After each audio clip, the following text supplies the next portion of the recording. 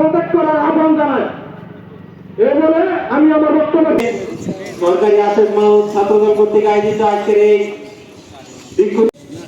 আমি একটি কথাই বলতে চাই, জুলাইয়ের পূর্ববর্তী শিক্ষার্থী ছাত্রদলের নেতা পারভেজকে নির্মমভাবে হত্যা করা আইনের আওতায় আনার জন্য দাবি জানিয়ে আমি আমার বক্তব্য শেষ করছি।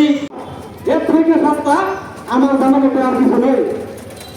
5 আগস্টের সাহিত্য ও গবেষণা ব্যবসায়ী বিভাগের সংগ্রামী সাথী ও বন্ধুগণ, এই পর্যায়ে আমাদের মাঝে সংক্ষিপ্ত বক্তব্য আমাদের এই আজকের এই মানববন্ধন থেকে একটি হুঁশিয়ারি করে বলতে চাই, এই 5 তারিখের অভ্যুত্থানে করতে হবে এবং দুষ্কৃতীকে আইনে আওতায় আনতে হবে।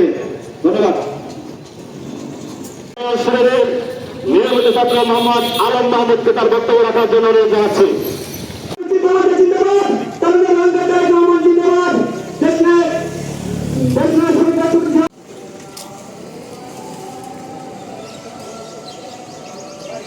কলেজের ছাত্র দলের আহ্বায়ক বুরহান ভাই, উপস্থিত সদস্য সচিব,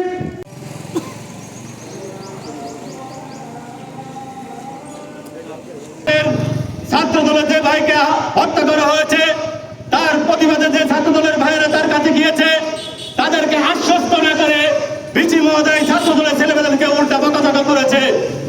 আমি আজকে এই বিক্ষোভ প্রতিবাদ সমাবেশ থেকে ঢাকা বিশ্ববিদ্যালয় প্রশাসনকে জানাতে চাই, অবিলম্বে এই বিসিকে প্রত্যাহার করতে হবে। প্রশাসন একদম নীরব ভূমিকা পালন করছে। আমি সরকারি আসাদ কলেজ থেকে বলতে চাই, তাদের হত্যার সুষ্ঠু বিচার এবং অচিরেই গ্রেপ্তার সদস্যদের গ্রেপ্তার করে আইনের